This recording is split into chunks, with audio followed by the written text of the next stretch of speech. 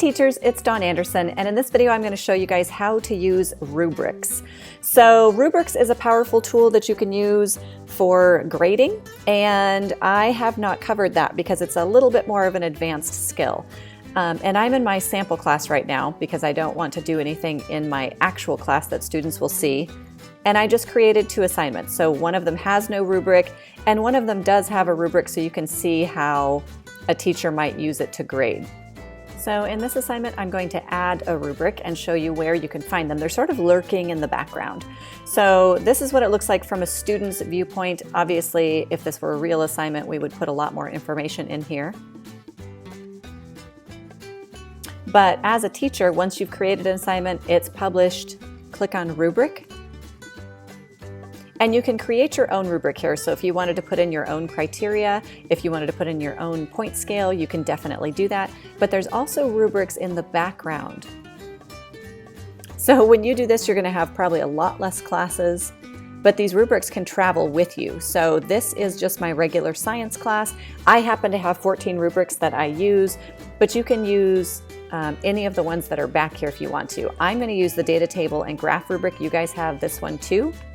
And you can see just a small summary, 5 criteria, 20 points possible. That kind of helps you figure out which one you're looking for if you have a lot.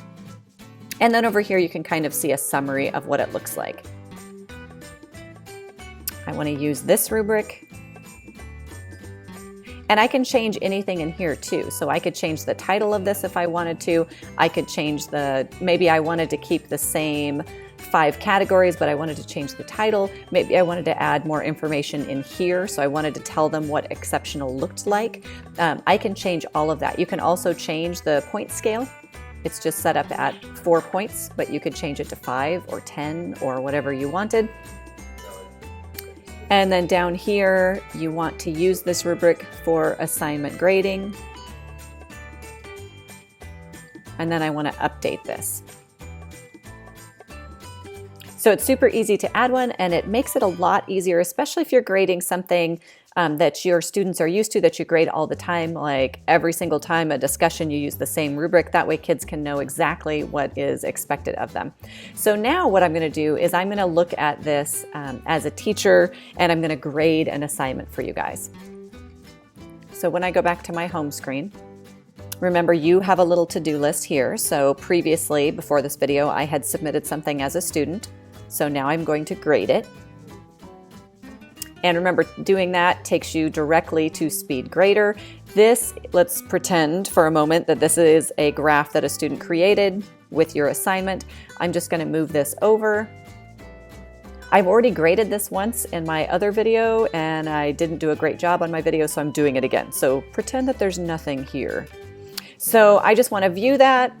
This is what pops up. You can give the child whatever points you want to. You can add specific comments. So maybe under graph has a title.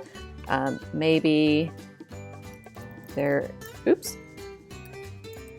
is no title here.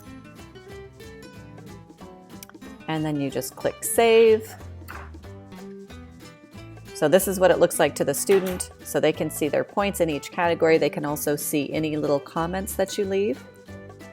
And then if you want to, you can leave a general comment right down here.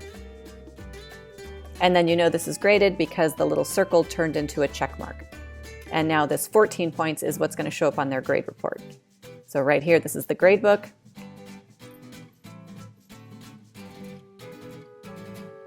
And this is the test student. So let's find that assignment right here. Assignment with rubric out of 20 points. They got a 14. So I hope that was helpful. Remember, there are some back there. It's more of an advanced skill, so if you can't figure it out, don't worry about it. But it does make grading easier for some assignments. If you have questions, let me know. Remember that I have Canvas sessions from 10 to 11 and 2 to 3. So if you have questions, just pop in and let me know, or you can email me at anderson_dawn@asdk12.org.